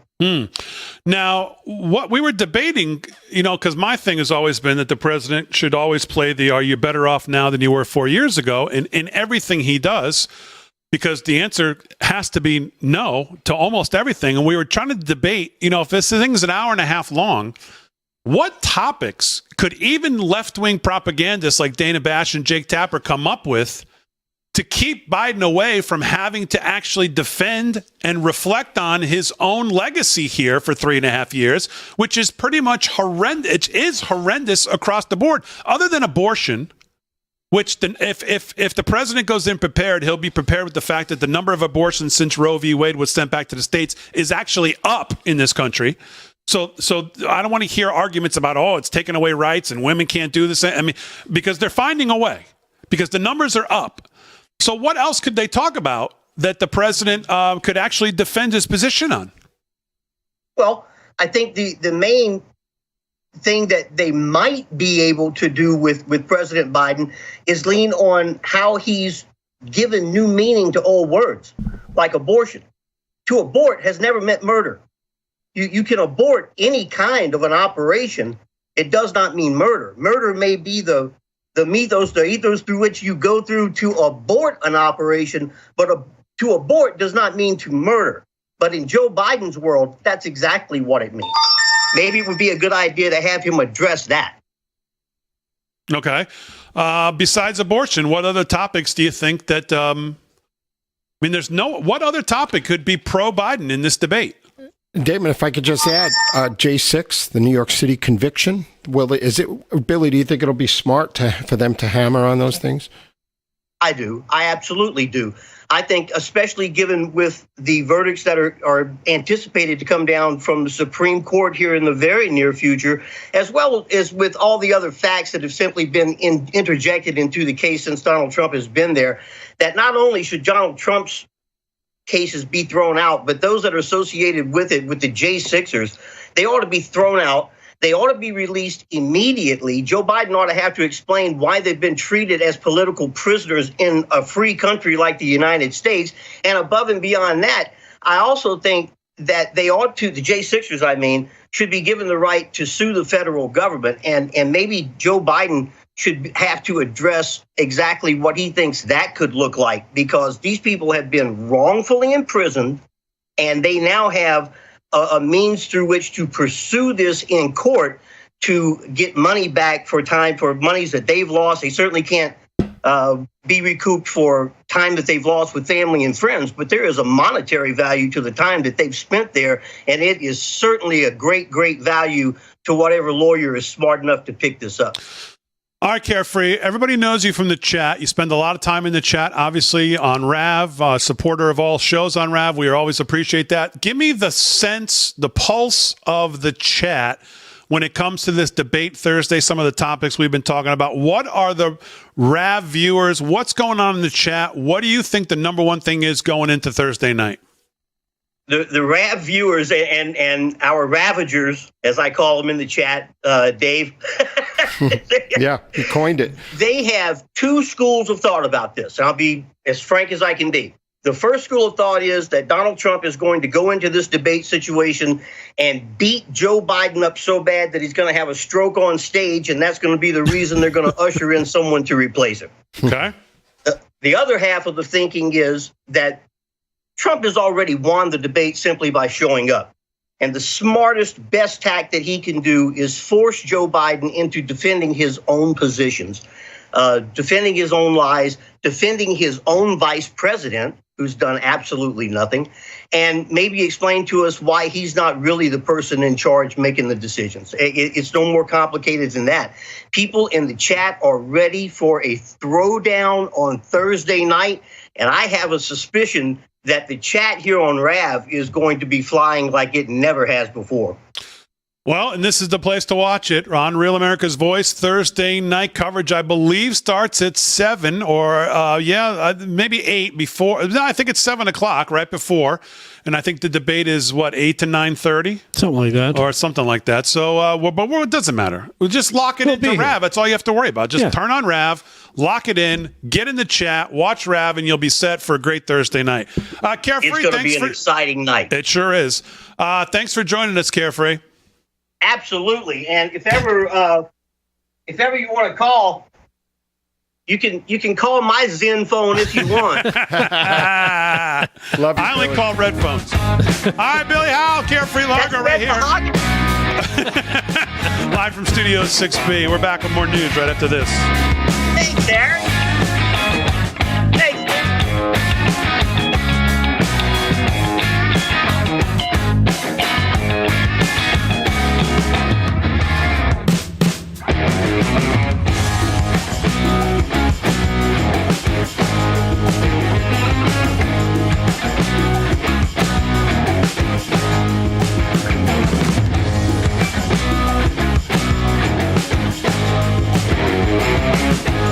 Oh, it's on. And then they've really got to documents. But the 34th, I think that's going to be huge. 34 convictions. Really? I don't think that's a winning issue for them to continue to harp on that, because I think most people know just such bogus. But the J6 has been spun so much. It's like the Charlottesville thing. There's still an element of the population that'll that believe it, lop it up. Yeah. I know two people who, until I sent them something, thought ivermectin was horse goo. And that was like 2 weeks ago. Knuckleheads on Facebook. God, I know. Who I know. I take it. I mean, again, the Supreme Court just came out, I think, last week, once again, on Friday. Did you guys talk about that at all, by the way? No. The fact that Biden does this, the immigration thing, and then all of a sudden we get a draft, we get the Supreme Court thing. Like, somebody obviously knew that was coming. Yeah. And then they also reconfirmed again that state criminal proceedings need to have unanimous. Yeah. So they once again just ruled basically that the whole thing is unconstitutional. So hopefully the president's team will have them prepared with that information. It's a great point. I think the leaker. You think it's one of the justices telling Biden? I think it's Jackson. She's an activist. Makes sense. All right, so you got yes. Volunteers leading Texas A&M in the College World Series final game. Yes. Yeah, I have. Damon, what do you think the timing of that was, that they released that about the unanimous decision? Do you think they're preparing for arguments to help Trump? I don't know. No, somebody leaked it. I know. I saw. Yeah.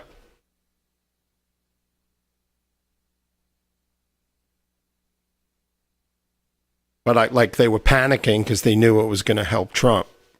That's why the leak. That's what I was referring to. Uh-oh. You want the hockey update? It's 1-1. Yeah. Did anyone mention that yet? Not yet. I was about to. Okay.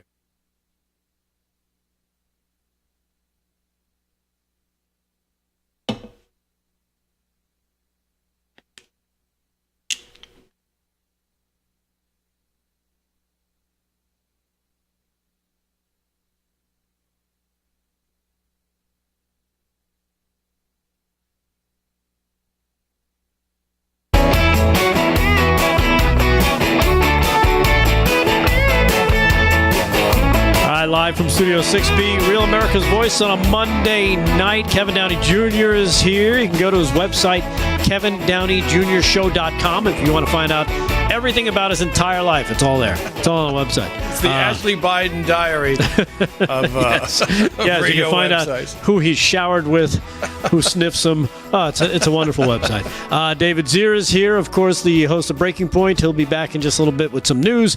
Damon's taking a quick break, checking something. I guess he's beating up Harry for screwing up the music. Real quick, before we bring out our guest, anybody wondering about Game 7, Stanley Cup Finals? 1-1 with 13:54 left in the second period. Panthers and Oilers tied at 1. And if you're looking for College World Series update, I got that too. University of Tennessee up 3-1 over Texas A&M right now in the 6th inning.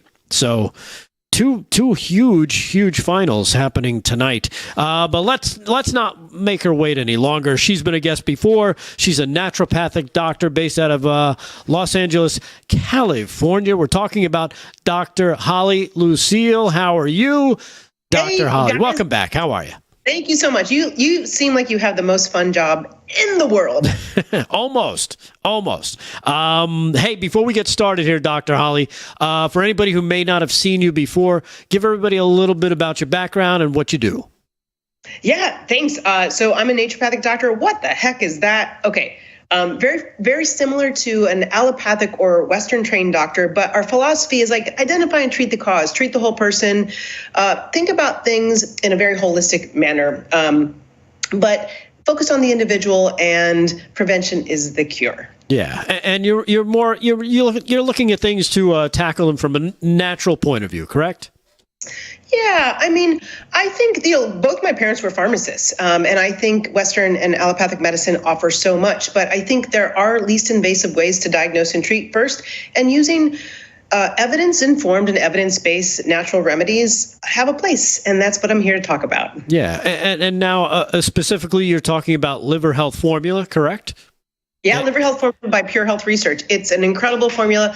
Fatty liver disease is prevalent, very prevalent. Over 100 million people in the United States have it, don't know it. I see it all the time in my practice, more and more because of our environment, because of people's diets and their habits. And it's a big problem because the liver is so important. 500 functions every single day. 5 of them really affect how you look and feel. Right. Now, let me ask you this, because, you talk about fatty liver and you've got the liver health formula. How would you even know if you have a problem with your liver? Is there a certain test, or are there telltale signs like, I've seen that before, I know what that means? Okay. It can run the gamut. So anywhere from maybe just itching on your skin, stubborn weight gain that you can't get rid of no matter what you try, fatigue that is kind of out of nowhere. Those 3 things I see all the time. When people come in, we can run something called liver enzymes. So you've got specialized cells called hepatocytes. Enzymes in those little cells are staying in those cells. If your liver is being damaged from toxins, from sugar, from alcohol, from medications, those enzymes will seep out of those cells in your blood. You draw your blood, right? The needle goes in your bloodstream or in your blood, your little vessel, and then your liver enzymes are elevated. And then we want to go, why are your liver enzymes elevated? That means your liver is being destructed and it's under functioning. Not a good sign. All right. Now let me ask you this. You mentioned the 5 functions, the 5 key functions of the liver. What are those that people should know about? All right, weight management. Our liver controls our entire metabolism. That is something that we always think about glucose. We always think about insulin. We think about your liver is so important. Everything we eat and drink gets metabolized by the liver. Also, energy. Your liver helps direct utilization of glucose and fats for energy production, your cholesterol health, your hormone health, and also your cognitive function. Very important. Filtering out harmful toxins is crucial for maintaining healthy brain function. And we have over 1,000 new chemicals introduced to our society each and every year. So this is something where prevention is the cure is so important. Yeah, especially because your body has to process all this stuff, right? And it goes through the liver. Yeah, I mean, breathing, eating, drinking, all of it. Even the things we put on our skin can get in our bloodstreams, and your liver has to process it. Correct. Right. Now, what about the liver health formula? How does that work to help you if you have this the problem with the fatty liver, as they say? All right, Liver Health Formula by Pure Health Research, great company right here in the United States. Natural ingredients, as I said, and everything has a science, a little evidence behind it. So nutrients like artichoke extract, turmeric, beetroot. These nutrients can help fight fat deposits in the liver, I should say, fight those damaging free radicals, flush out the harmful toxins. They're hepatoprotective. They can protect, but also regenerate. So milk thistle is actually in there as well. And there's been studies where, and they did these studies on alcoholic cirrhosis of the liver, right? So alcohol, you've got cirrhotic livers. You give milk thistle, they can not only protect the liver, but actually create protein synthesis, which means new healthy liver cells. The liver is very resilient, but it needs to be supported in this day and age. All right. Well, you know what? There's a lot of great stuff there. If you want to find out more about Dr. Holly and what she can do and what of course, the liver health formula can do for you, go to getliverhelp.com/6B to try liver health formula risk-free today. Anything else you can tell anybody, especially because, you got July 4th coming up, you get the summer. Is there anything they can do to make sure that their liver stay healthy all summer? I say supplement your lifestyle. I know they've got a lot of celebrations. It's getting warm. We're going to be outside. We're going to be playing around. If you do imbibe with a little bit of food that you might not always, with a little bit of alcohol that you might not always, supplement your lifestyle. GetLiverHelp.com. But also, if you buy today, you'll receive a free bottle of the nano-powered omega-3 with every order, and everything's risk-free. A whole year to decide. If you don't like it, send them an email. You'll get your money back, which is my favorite thing because that's how much they believe in their products. So I'm super happy about that. All right. Well, good to hear. Again, Dr. Holly Lucille, thank you so much. Go to getliverhelp.com/6B. That's getliverhelp.com/6B. And remember, it's risk-free. And, Dr. Holly made sure of it. So thank you again for joining us, Doc. We appreciate it. Thanks, guys. See you next time. Thank you so much. Take it easy. There you have it. See? Paying attention, Damon? Well, I was wondering if it could help your eyes at all, but I didn't hear anything in there about eyes. But yeah, no, she's good. Yeah, she's great, and that it really does affect everything. So you're talking about your eyes, you're talking about your brain too. You're talking about every part of your body is affected by what goes through your liver. Yeah.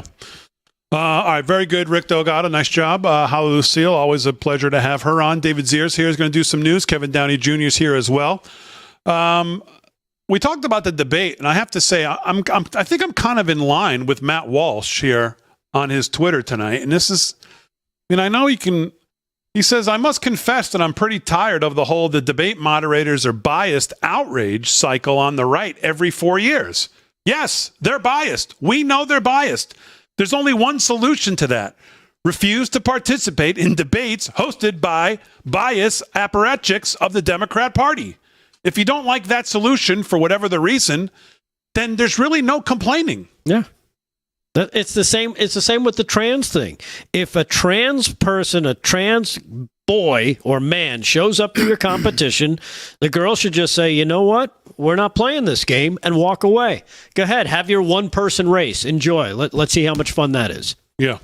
All right, let's do some more news. News is brought to you by 7cells, 7cells.com. Use our code LFS6B at checkout. 10% off whatever you put in your cart. Rick Delgado's got the news. What's going on? All right. Well, some Gen Zs, the 20-somethings of the world there, Damon. Is that what the age is? Yeah, I guess. What are we? I don't even know. Other than just old and falling apart. I thought we were Gen X. Are we Gen X? Yeah. We like Gen X. I'm an X. Cool X. That's like X is cool. Unless the baby boomers, I think, go back to 64. Yeah. That's your birth date. Yep. Anyhow, so the Gen Z, young people have long leaned left, according to this article in the New York Post, but some Gen Zers, including those raised in progressive homes, are questioning the status quo and realizing they're not actually Democrats. More than half Gen Z do not identify with a political party. More than a fifth identify as a Republican. The Post spoke to 4 young voters on the left about their political journeys, and one of them, this Becky Oliveira, says she's exhausted by the constant anger that comes from the left. Boy, that's nailing it. I was a very emotional, hormonal, angry little girl. This was an ideology that really appealed to me because that's somewhere, to direct your anger and fighting against power structures. She told, she's from Queens, a 23-year-old from Queens told the Post, although her parents weren't particularly political, she said her upbringing was dominated by left-wing messaging. I was your typical Tumblr leftist. I was raised on gender theory through social media. When Donald Trump won in 2016, as a 15-year-old, I was devastated. I spent the whole day crying. I thought hordes of KKK members would come and shoot me and my friends because I'm Hispanic. But now in 2024, she plans to support Trump. The whole orange man bad thing is very tired and played out, and I think more young people are realizing that. And this goes through 4 different people that they interviewed in this article for the New York Post, basically saying the same thing. That it's almost like now that they've seen it, they can discern it for themselves and be like, yeah, this is all BS. So, her early self sounded like she needed a checkup from the neck up. Yeah, well, she was 15. Who's going to come do what to her? Right. She thought hordes of KKK members were going to come and shoot her and her friends. But again, this is the lie that the left was peddling for so long. And now that it's out there that this didn't actually happen, now they see the lie for what it is. There was a Virginia politician who actually made a commercial of a white guy in a white pickup chasing Hispanic kids. I think he had a rebel flag. Yeah. I saw that. And he took a little heat for, but you know what? Did he take heat or did he get the message across that he wanted to get across? Right. Yeah, exactly. Anyhow, one more quick story before the break here. I don't remember that, by the way. You don't remember that? No, that commercial? I remember that commercial. It was, what was it like? It was a while ago, but I remember it. This from CNN, of all places. 2 U.S. astronauts abandoned their plans to exit the International Space Station, Damon, to conduct maintenance on Monday due to a spacesuit malfunction. NASA officials called off the spacewalk because of a water leak in the cooling unit of the astronaut spacesuit. The leak, which affected the suit donned by the NASA astronaut Tracy Dyson, sprung up just as the suits were transferred from battery power just before they exited the space station. The cooling unit are designed to keep the wearers at a comfortable temperature while carrying out their work. Yeah. Dyson and her crewmate were set to remove the faulty electronics box from the communications antenna on the space station's exterior, but that had to be put off for now. It's really, aside from this, it's the comments, I think, that people were making regarding this story that really got people's attention. Just a bit of evidence showing there's no way we were able to get men to the moon back in 1969 if we can't do a spacewalk today. Well, if they were playing CNN on the ship, they'd want to do the spacewalk without the suits if they had to anything to get out of there. Let's see. Some other people said the suits are old and need replacement. They knew this. NASA's budget is too tight, considering all the funding we have. Another example of DEI management is responsible for some of this. And the solution of, I guess, NASA stands for Never Another Space Adventure. So, I don't know. We're going to play Anderson Cooper inside the ship. Yeah, I'll do a spacewalk without a suit. No problem. All right, more news. Kevin Downey Jr. and David Zier coming up.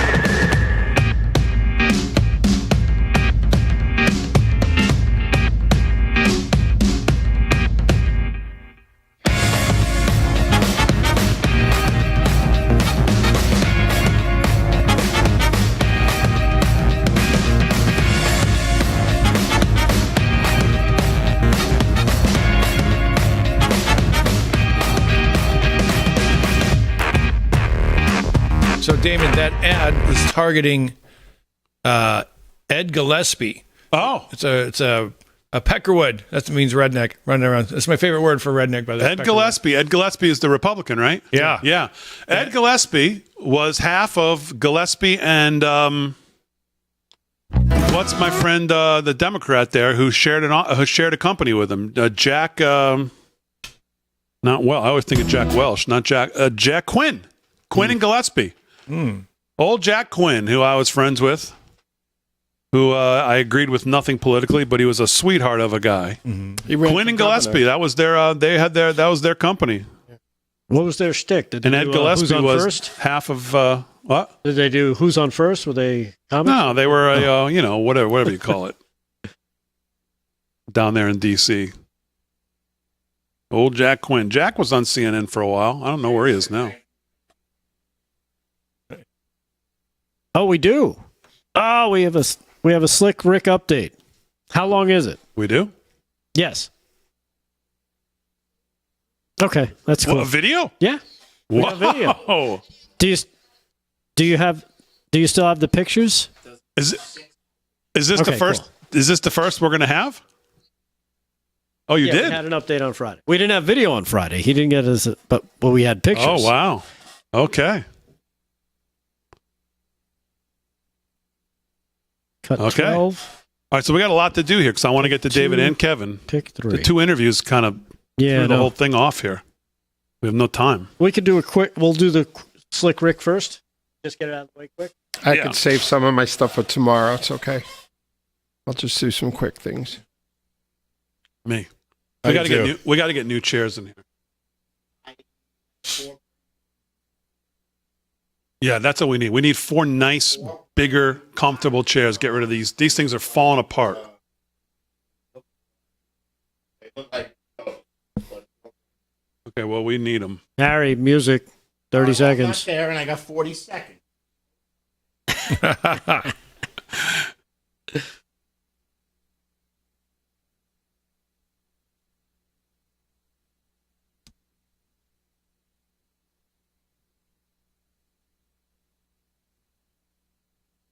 Oh, game over. Who won? Tennessee just hung a 3 spot in the bottom. Oh,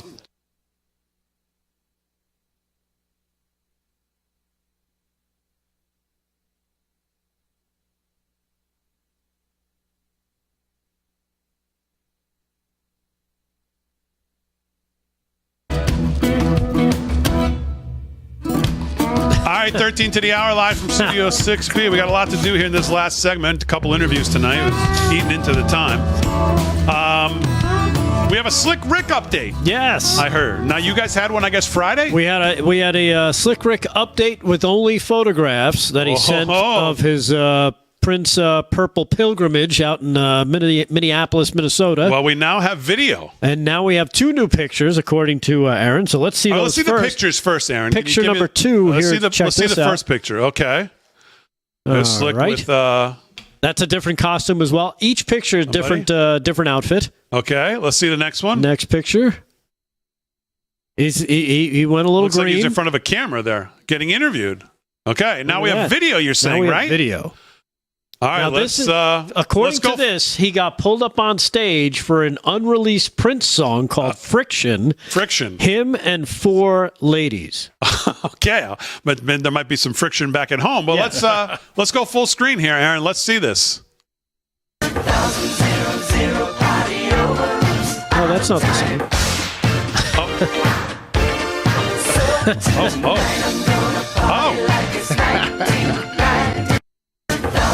Wow. That doesn't sound like a new song. No, it's not a new song.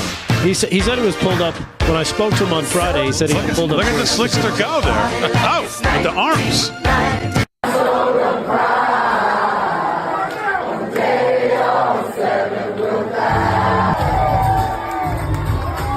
I don't see Slick here. No.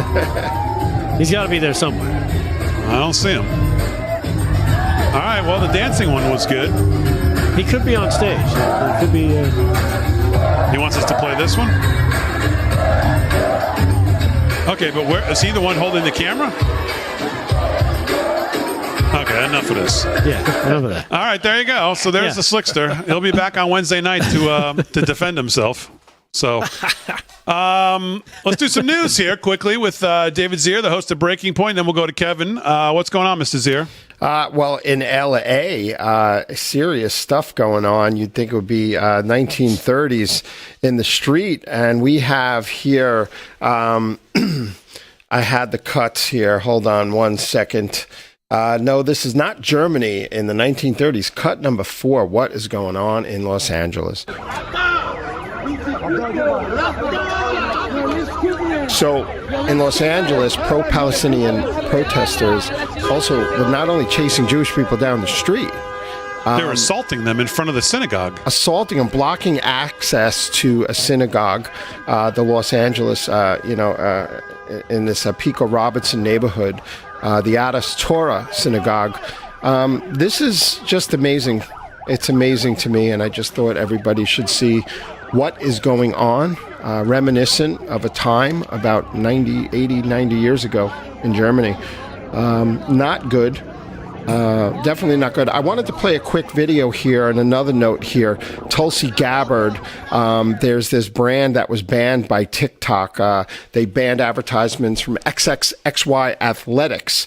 And Tulsi Gabbard had a little expose here, and I just wanted to play that video, and I'll wrap it up here. That is cut number 6, Tulsi Gabbard on XXXY. Have you heard about this latest video that TikTok banned because they found it to be too controversial, too filled with hate, and too offensive? Well, if you haven't seen it yet, here it is. Brace yourself. If you think girls and women's equality matter, stand up. If girls and women's sports matter, and you want your daughters to have the same opportunity you had, stand up. If you know that it isn't fair or safe to allow males to compete in girls' sports because it's, well, obvious, stand up. Don't be cowed by people who call you a bigot. You're not a bigot. Don't let men tell us how to be good girls. Don't let others tell you you just need to be quiet. Sit down. Be nice. It's not nice to further a lie. It's not mean to believe in women's equality. We deserve our own sports, privacy, fairness, safety. We deserve a chance to compete and win. So don't be nice. Don't be careful. Be honest. Be brave. Fight for women. We've come too far to give up now. And if you agree with that, stand up and stand with us. So an incredible Crazy, ad. Right? Not what you expected.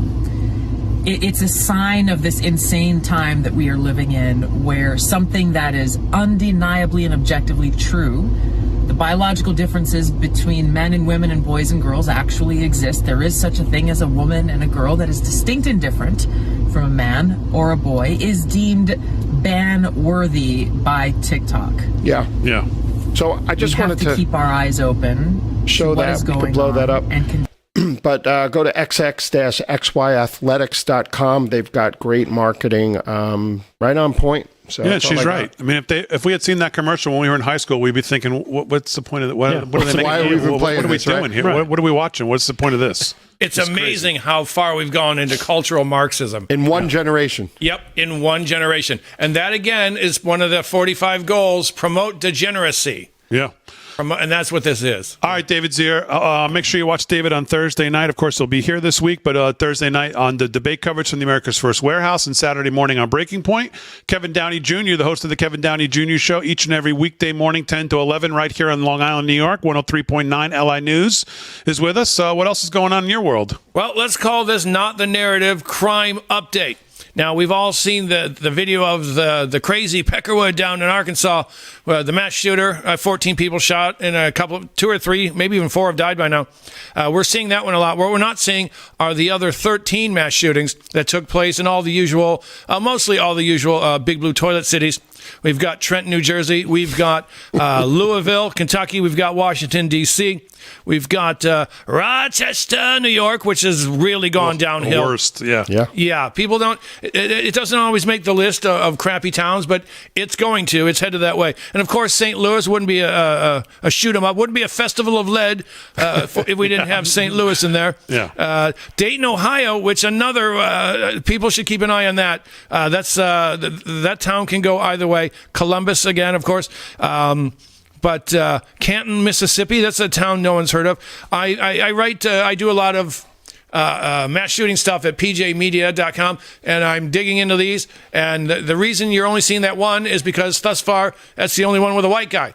And I can tell you, as someone who has been reading and writing about mass shootings for a while now, minimum 70%, probably closer to 80, are not committed by, shall we say, drooling hillbillies in MAGA hats. And we've also got a little business here over the weekend. Remember, it was hot, so that has a lot to do with everything. Let's see, Chicago, 9 killed and 35 wounded over the weekend. And to give you a little, how this works. Last year, 9 killed, 22 wounded. And the year before, 8 killed, 33 wounded, and so on and so on. Where's that, Chicago? This is Chicago, yep. Another place that wants to reimagine and get rid of the police. The mayor there, Brandon Johnson. Yeah, he's a nightmare. That guy is a stain on humanity. And between that guy, Kim Fox, who we mentioned earlier, and I'll even go back to the Beetlejuice-looking mayor. They have really gutted that. Speaking of peckernecks, did you see the lunatics out at the golf tournament this weekend, storming the 18th green? Yes. Yeah. They're shooting some sort of orange stuff around. Yeah. So now, not all the videos show this, but there are videos that show as they're getting locked up, the crowd going USA, USA. Yeah. Which that was whenever I see hippies getting locked up and people cheering for it, it makes me happy. Brandon Johnson wants unite people. It warms the cockles. Yes. Yeah, Brandon Johnson wants to put 1,200 trauma stop the bleed kits throughout Chicago. That's his answer to the crowd. Yeah. They can't even chase cops. Can't chase bad guys there now. No, there's real hands rules off for either foot patrol and On a good note, in the front door, out the back. Murders in Philly are down 40% this year. There you go. All right, as always, we salute our military, active, inactive, police, firefighters, first responders, all emergency personnel, all our truckers, all our farmers, everybody that keeps the country moving. Good to be back. Thanks to everybody again for all the support last week. Everybody here on the show. Aaron, Harry, Fran, everybody involved. And most of all, you live from Studio 6B audience. Thanks, everybody. Good to be back. We will see you tomorrow night, 8 p.m. right here live from Studio 6B. It's done.